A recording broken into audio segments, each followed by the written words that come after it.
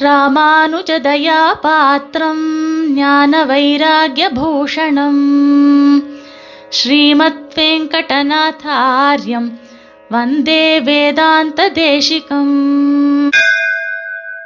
ஸ்ரீமதே ராமானுஜாய நமஹா.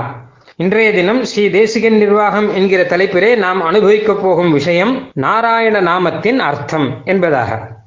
இதை பற்றி சுவாமி தேசிகன் சாதிக்கக்கூடிய ஸ்ரீசூக்தி இது. நான் உன்னையன்றி இலேன் கண்டாய் நாரணனே, நீ என்னையன்றி இலை என்னும்படி நிற்கிற நாராயண சப்தார்த்தத்தை கோசல ஜனபதத்தில் ஜந்துக்களையும் சக்கரவர்த்தி திருமகனையும் உதாகரணமாக்கி கண்டுகொள்வது என்பதாக. நாராயண நாமம் வேதத்திலே மிகவும் பிரசித்தமானது. நாராயண சூக்தம், நாராயண உபனிஷத்து இப்படியெல்லாம் இருக்கிறது. ஸ்மிருதிகள், இதிகாச புராணங்கள், ஆழ்வார் ஸ்ரீசுக்திகள் எல்லாவற்றிலுமே மிக மிக பிரசித்தமான ஒரு திருநாமம் இது. இதனுடைய அர்த்தம் என்ன என்றால் இரண்டு அர்த்தங்கள். ஒன்று, நாரங்களுக்கு அயனம், ஆதாரமானவன். நாரங்கள் என்றால் நாமும் நம்மை சேர்ந்த பொருள்கள் எல்லாம் ஆக சேதன அச்சேதனங்களாக சர அச்சரங்களாக இருக்கக்கூடிய எல்லா பொருள்களுக்கும் ஆதாரமானவன் என்று ஒரு அர்த்தம். இரண்டாவது அர்த்தம், சேதன அச்சேதனங்களான எல்லா பொருள்களையும் ஆதாரமாக கொண்டு இருப்பவன் அப்படின்னு அர்த்தம். இந்த ரெண்டு அர்த்தத்தை திருமிழிசை ஆழ்வார் பாசுரத்திலே அழகாக சாதிக்கிறார். நான் உன்னையன்றி இலேன் கண்டாய் நாரணனே, நீ என்னையன்றி இலை என்று.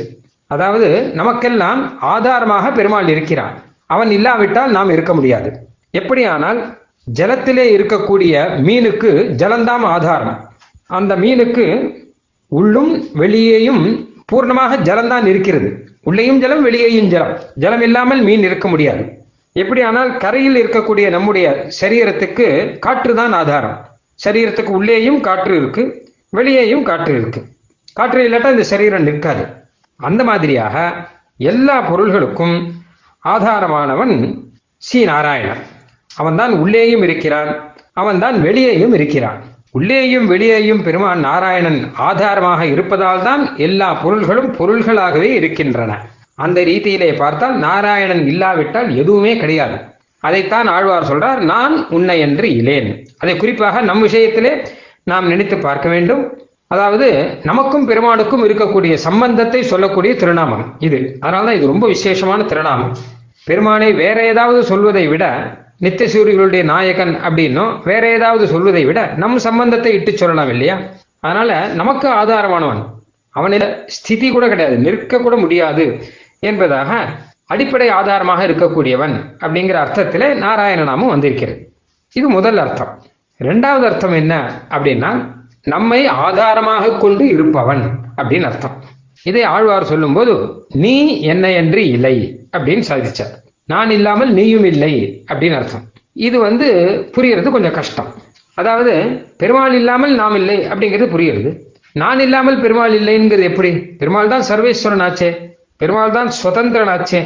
நாம் இல்லாம கூட பெருமாள் இருப்பான் அப்படிங்கிறது தானே நன்னா எல்லாருக்கும் தெரிஞ்ச விஷயமாச்சே. அப்படி இருந்துச்சு நான் இல்லாமல் பெருமாள் இல்லை அப்படின்னு இந்த திருநாமத்துக்கு அர்த்தம் எப்படி சொல்ல முடியும் என்பதாக கேள்வி வரும். நாம் என்ன பெருமாளுக்கு அயனமா, பெருமாளுக்கு ஆதாரமா அப்படின்னா அதற்கு சுவாமி தேசிகன் அற்புதமான விளக்கம் சாதிக்கிறார். நாரர்கள் எல்லாம் பெருமாளுக்கு ஆதாரம் தான். இங்கே ஆதாரம் அப்படின்னா அடிப்படையான இருப்பிடம் அப்படின்னு அர்த்தம் இல்லை, நிரூபகம் என்பதாக அர்த்தம். அதாவது எம்பெருமானை புரிந்து கொள்வதற்கு முக்கியமான ஆதாரமாக நாம் இருக்கிறோமா. பெருமான் யார் அப்படின்னு ஒரு கேள்வி கேட்டா வச்சுக்கோங்க. ஒரு குழந்தைக்கு நம்ம புரிய வைக்கணும்னு வச்சுக்கோங்க. பெருமாள்னா யாரு அப்படின்னு குழந்தைக்கு புரிய வைக்கணும்னா நம்ம என்ன பண்ணுவோம் அப்படின்னா, உனக்கு வேண்டியதை எல்லாம் படைத்து கொடுத்தவன் பெருமாள், இந்த உலகத்தை எல்லாம் படைத்தவன் பெருமாள், நமக்கு என்னென்ன வேண்டுமோ எல்லாவற்றையும் கொடுப்பவன் பெருமாள். இப்படியாக நம்மை வைத்துதானே நம்ம பெருமாளை குழந்தைகளுக்கு சொல்லித்தர முடியும். உபனிஷத்து கூட அப்படிதான் சொல்றது. யதோவா இமானி பூதா நிஜாயந்தே என்பதாக, யாரிடமிருந்து இந்த வஸ்துக்கள் எல்லாம் உண்டாயிற்றோ அவன்தான் பரபிரம்மம் அப்படின்னு சொல்லுகிறது. சாஸ்திரங்களும் ஜன்மாத்தியதா என்பதாக ஆரம்பித்து பரமாத்மாவுக்கு லட்சணம் என்ன என்றால் உலகத்தை படைத்தவன் அப்படின்லாம் சொல்றது. ஆக இந்த உலகத்தையும் உலக பொருள்களையும் அடிப்படையாக வைத்துதான் பெருமாளை நாம் முதலிலே புரிந்து கொள்ள முடியும். உண்மையில பெருமானுடைய ஆத்மஸ்வரூபம் அப்படிங்கிறது சத்தியஸ்வரூபம், ஞானஸ்வரூபம், அனந்த ஸ்வரூபம், ஆனந்த ஸ்வரூபம்லாம் இருக்கிறது. ஆனால் இதெல்லாம் முதல்ல சட்டுன்னு புரியாது. முதல்ல எம்பெருமானை நன்றாக தெளிவாக புரிந்து கொள்ள வேண்டுமானால் இந்த உலகத்தை படைத்தவன், இந்த உலகத்தை ஆளுபவன், இந்த உலகத்தை ரட்சிப்பவன், உலகத்துக்கு அந்தர்யாமியாக இருப்பவன், நமக்கு வேண்டியதெல்லாம் செய்து தருபவன், நமக்கு மோட்சம் அளிப்பவன், இப்படிதான் நம்ம புரிஞ்சுக்கிறோம். நம்மை இட்டுதானே பகவானை நாம் முதலிலே புரிந்து கொள்ள முடியும். ஆதலால் நாராயணனே, நாங்கள் இல்லாவிட்டால் உன்னையும் புரிந்து கொள்ள முடியாது. என்னால் எங்களை இட்டுதானே உன்னை புரிந்து கொள்கிறோம் என்பதாக நீ என்ன என்று இல்லை என்று சாதிக்கிறார். ஆக நமக்கு பகவான் ஆதாரம், அடிப்படையாக பகவானுக்கு இந்த உலகமெல்லாம் ஆதாரம், நிரூபகமாக பகவானை புரிந்து கொள்ள உதவுமான ஆதாரம் என்பதாக அர்த்தம்.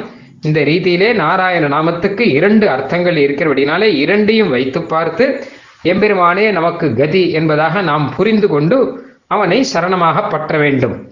அதனால்தான் திருமந்திரத்திலும் நாராயண நாமம் இருக்கிறது, துவயமந்திரத்திலும் நாராயண நாமம் அற்புதமாக இருக்கிறது என்று நாம் பார்க்கிறோம்.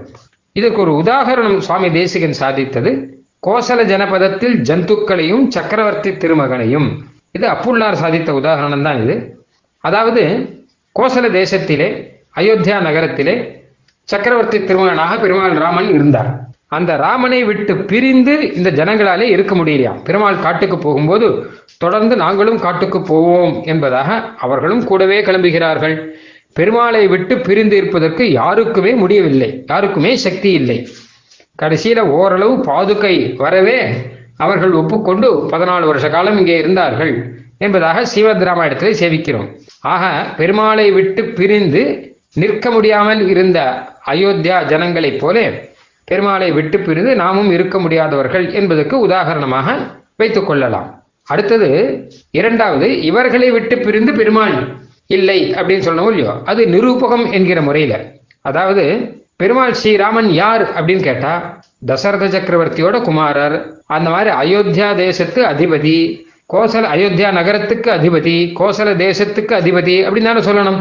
பெருமாள் ஸ்ரீ ராமாவதாரத்தை சொல்ல வேண்டும் என்றால் தசரத சக்கரவர்த்தியோ கௌசல்யோ இல்ல கோசல தேசத்தையோ இதையெல்லாம் வைத்துதானே சொல்ல முடியும். அதனால இவர்களை வைத்துதான் பெருமாளை நிரூபணம் பண்ண முடியும் பெருமாள் ஸ்ரீ ராமாவதாரத்திலே.